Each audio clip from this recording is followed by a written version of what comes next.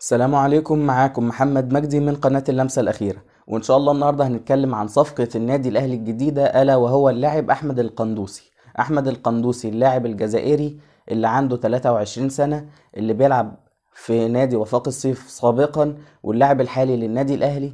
اللاعب اللي بيجيد اللعب في مركز 8 ومركز 10 ومركز 6، وبيجيد كمان اللعب كجناح أيمن وكجناح أيسر. يعني بيجيد اللعب في 5 مراكز على أرضية الملعب. فهنا يطرح السؤال: هل أحمد القندوسي اللاعب الأجنبي الأخير في قائمتك اللي أنت تقدر تجيبه قبل كأس العالم للأندية، خصوصا إن أنت كنت محتاج رأس حربة أجنبي؟ هنجاوب على السؤال دوت. وكمان عندنا سؤال تاني، ألا وهو: هل أحمد القندوسي اللاعب اللي أنت محتاجه في الانتقالات الشتوية اللي أنت فيها ديت، ومش محتاج تدعم خط الوسط بأي لاعب تاني، أو ما كانش عندك خيارات تانية إلا هو أحمد القندوسي فقررت إن أنت تشتريه؟ وهل الأهلي خطف أحمد القندوسي من نادي الزمالك؟ كل الأسئلة ديت هنجاوب عليها في حلقة النهاردة. فخليني أقول بس أول إجابة: هل الاهلي خطف احمد القندوسي من نادي الزمالك؟ الاجابه هي لا طبعا، لان احمد القندوسي كان في حسابات النادي الاهلي من زمان، من سنه كامله، من ساعه لما الاهلي لعب وفاق الصيف في دوري ابطال افريقيا. فاللي هو اللاعب كان تحت انظار النادي الاهلي، والاهلي كان عمل توأمه مع نادي وفاق الصيف. والخطيب كان سافر الجزائر، ووفد من نادي وفاق الصيف، رئيس النادي او مش عارف يعني من اعضاء مجلس الاداره في نادي وفاق الصيف، جم من النادي الاهلي هنا في القاهره وعملوا توأمة مع النادي الأهلي. فالعلاقات كانت ما بين إدارة النادي الأهلي ونادي وفاق الصيف على أحسن ما يمكن.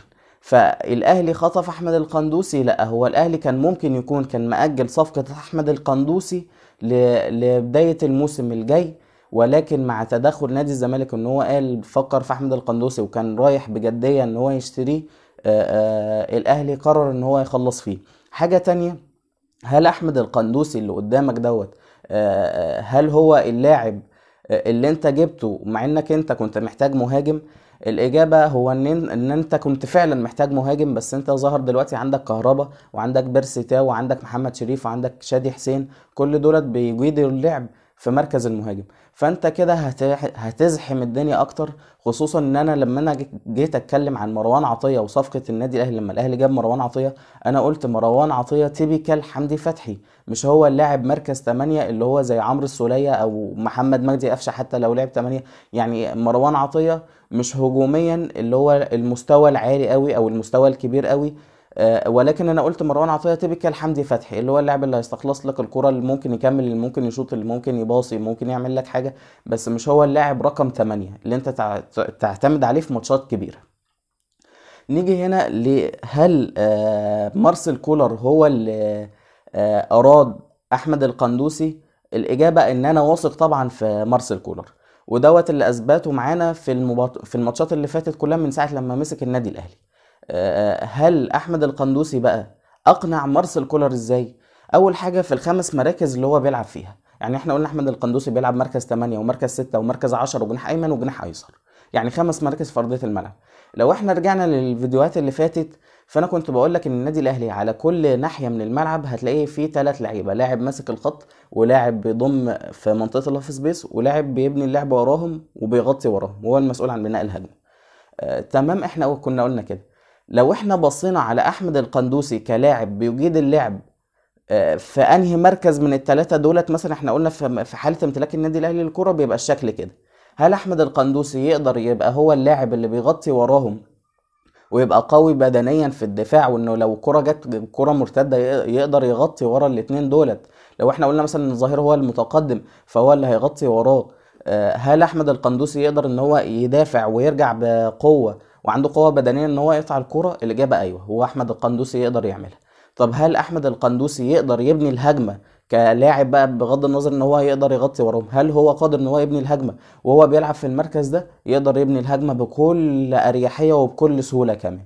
طب هل احمد القندوسي لو بقى في منطقه الهاف سبيس، اللي هو اللي بيتقدم زي حمدي فتحي كده، زي ما احنا ما شفنا في الماتشات اللي فاتت كراس حربة تاني، هل احمد القندوسي لاعب يقدر يضم يقطع في المساحه ديت ويبقى خطير؟ الاجابه برضو ايوه، يقدر يبقى خطير.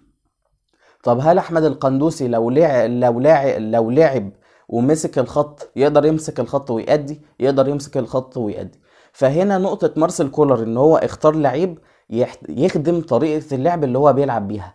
فمارسيل كولر اختار احمد القندوسي يقدر يلعب له، يمسك الجناح، يقدر يلعب في منطقة الهاف سبيس، يقدر يبني الهجمة من وراهم. اهم ميزة عند احمد القندوسي ان هو لاعب قوي جدا جدا بدنيا، يعني بسم الله ما شاء الله. بس للأسف هل هنا النادي الأهلي جايب أحمد القندوسي لكأس العالم للأندية، ولا يكون لاعب في منظومة النادي الأهلي اللي هيبني فيها السنين القادمة؟ ليه؟ انت عندك أحمد القندوسي زي ما احنا ما قلنا عنده 23 سنة. هل أحمد القندوسي اللي انت جايبه عنده 23 سنة يقدر يلعب لك لحد 37 سنة ولا 38 سنة كاملين؟ فاللي هو انت جايب لاعب يلعب لك 15 سنة. وخلينا واقعيين هنا، 15 سنة هنا انا مش بتكلم اللي هو 15 سنة لعب، لان الناس مفكرة ان احلى فترة للاعب كرة القدم من 25 ل 30. هي الفترة ديت مش احسن فترة للاعب، احسن فترة للاعب ديت بدنيا بس، انما افضل فترة للاعب ككرة قدم هي من فترة ال 30 لل 35.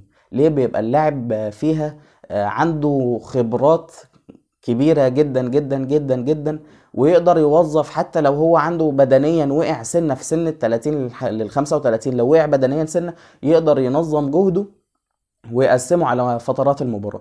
فانت جايب احمد القندوسي لاستثمار قد ممكن تبيعه مثلا كمان 3 4 سنين وثمنه يوصل ل 10 مليون دولار او 7 مليون دولار زي ديانج ما انت ما عملت مع ديانج. بس اللي انا شايفه ان احمد القندوسي لاعب لو جه النادي الاهلي وموفق واصبح موفق يعني ان شاء الله، هيكون اهم عنصر في النادي الاهلي في منظومة اللعب بتاعت مارسيل كولر. يعني لو احنا كنا قلنا النادي الاهلي كان عينيه على احمد القندوسي قبل مارسيل كولر، كان عينيه عليه ساعة لما موسيماني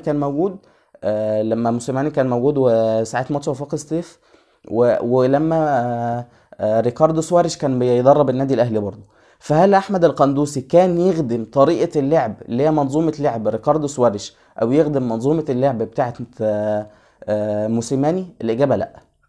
انما ولكن يخدم ايه؟ طريقة لعب مارسيل كولر زي ما احنا ما قلنا. وتكملة بقى للكلام دوت، ليه احمد القندوسي في الوقت الحالي ما تاخرش للانتقالات الصيفيه؟ احنا قلنا علشان نادي الزمالك ما يخطفش الصفقه من النادي الاهلي، لان ايوه الزمالك هو اللي كان هيخطف الصفقه من النادي الاهلي، مش الاهلي هو اللي كان هيخطف الصفقه من نادي الزمالك. وليه ما كانش ينفع قبل كده؟ علشان ما كانش هيخدم طريقه ولا ريكاردو سواريش ولا موسيماني، ولكن هو اللاعب الانسب لطريقه لعب مارسيل كولر. وتكملة بقى للكلام ده كده كله، فهل انت جايب احمد القندوسي لاعب تلعب بيه في كاس العالم للانديه؟ هي الاجابه ديت انا معرفهاش الصراحه. ليه؟ لان انت عندك ماتش يوم 1 فبراير في كاس العالم للانديه، في ظل في نفس الوقت اللاعب مع منتخب الجزائر للمحليين، بيشارك في بطوله افريقيا للمحليين اللي بتتلعب في الجزائر. اللاعب عن الجزائر عندها ماتش يوم 31 يناير، والماتش دوت ماتش نص نهائي. يعني حتى لو هم كسبوا ماتش نص النهائي دوت، هيبقى في ماتش نهائي يوم 4 فبراير. فلو انت هتسيب اللاعب مع منتخب الجزائر، واللي انا اتوقع ان النادي الاهلي هيسيب اللاعب مع منتخب الجزائر بيشارك في البطوله اللي هو فيها ديت، هتضطر ان انت تستعيد اللاعب يوم 5 فبراير. 5 فبراير دوت اللي هو لو انت ان شاء الله كسبت، يعني ان شاء الله يعني كسبت الماتش الاولاني والماتش الثاني، هتلاعب المفروض لو انت كسبت الاولاني والتاني، الماتش التالت هتلاعب ريال مدريد. ماتش ريال مدريد امتى؟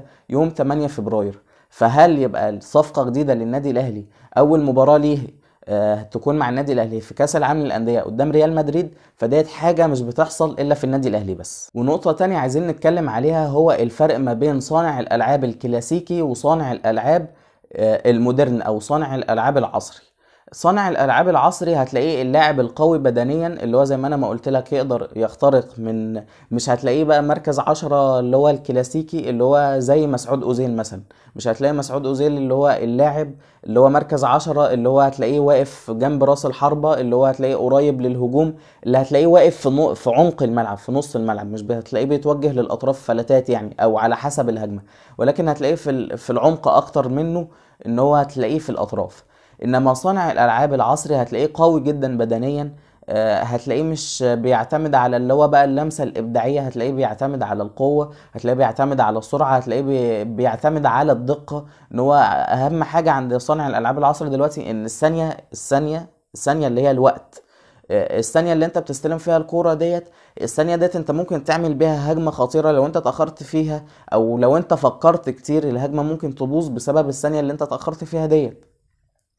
فلو احنا جينا لاحمد القندوسي، احمد القندوسي ما هو المركز الانسب لاحمد القندوسي مع النادي الاهلي؟ المركز الانسب هو طبعا مركز 8، والنادي الاهلي في الفتره الاخيره مش بيعتمد على مركز 10 اللي هو مركز العشرة الكلاسيكي اللي هو بتاع محمد مجدي قفشه او بتاع ابو تريكه او بتاع مسعود اوزيل، ولكن بيعتمد على صانع الالعاب العصري اللي هو اللاعب اللي هو 8، اللي هو تلاقيه قوي وسريع وتلاقيه بيستغل الوقت في الهجمه، يعني اللي هو استلم الكره في اتاحه فرصه ان هو يلعب كره عرضيه سريعه خطيره يجي منها هدف، ما يفكرش تفكيرين ويلعبها على طول زي كيفن دي بروين. لو احنا مثلا يعني ايه شبهنا احمد القندوسي بيه، انا مش بشبه لاعب بلاعب، انا بشبه اللي هو طريقه لعب. ان احمد القندوسي قوي بدنيا، تلاقيه في ال 18 بتاعك وتلاقيه في ال 18 بتاع الخصم في اسرع وقت ممكن. الالتحامات هتلاقيه قوي جدا في الالتحامات، هتلاقيه بيقطع الكرة وبيجري بيها سريع، يعني لاعب عارف انت ديانج لما بيمسك الكرة وتلاقيه اخترق كده مرة واحدة من وسط 2 3 لعيبة وتلاقيه وصل انفراد او وصلك، لو انت بتدافع قطع الكرة من ال 18 وصلك لل 18 بتاع الخصم في ثانيتين 3 بسرعته، هو ما بصاش لحد. احمد القندوسي عنده نفس الميزة دي، فاحمد القندوسي هتلاقيه بيجيد اللعب في مركز 8، واللي هو المركز الأنسب لأحمد القندوسي وليس مركز 10. وإن احنا زي ما احنا قلنا مارسيل كولر أصلا مش بيعتمد على صانع الألعاب الكلاسيكي. هتلاقي محمد مجدي قفشه كان بيرجع زي ما احنا ما قلنا في ماتش الأهلي والزمالك، هتلاقيه بيرجع اللي هو بتلاقيه ساعات بيغطي ما ورا هاني وحسين الشحات، ومحمد مجدي قفشه هتلاقيه أغلب الوقت مايل ناحية اليمين، ناحية الجبهة اليمين. احمد القندوسي لو جه النادي الاهلي هل هو هيبقى مايل ناحيه جبهه اليمين او جبهه الشمال؟ اعتقد ان هو هيبقى مايل ناحيه الجبهه الشمال، وهيبقى في الناحيه اللي فيها علي معلول، والجناح اللي هو هيبقى بنسبه كبيره احمد عبد القادر. واخر نقطه عايز اتكلم فيها بس كده على السريع، هل مجلس اداره النادي الاهلي قال نجيب صفقه احمد القندوسي بما ان احنا مش عارفين نجيب صفقه مهاجم نسكت به الجماهير؟ لا، ما اعتقدش ان محمود الخطيب الكابتن محمود الخطيب او مجلس اداره النادي الاهلي بيفكر ان هو يسكت الجماهير، لان اللي عمله مجلس الاداره او الانجازات اللي حققها الفريق في السنه اللي احنا فيها ديت اللي هو من بدايه الموسم دوت، سواء ان هو حصل على كاس السوبر، سواء ان هو كاس مصر طلع بيراميدز وكسب بيراميدز 3، سواء ان هو في ماتش القمه الاهلي والزمالك كسب 3، ان هو اول الدوري مش عارف فرق 6 نقط او عن فيوتشر. فاللي هو النادي الاهلي مش محتاج ان هو يثبت حاجه للجماهير، ان هو يقول لهم انا شغال. اي نعم كان في كبوه في الموسم اللي فات بسبب ضغط المباريات وحاجات تانية كتير مش عايز افتح الموضوع فيها، ولكن الكابتن محمود الخطيب مارسيل كولر طلب الصفقه، قال اللاعب عجبني، فقام جايب له اللاعب.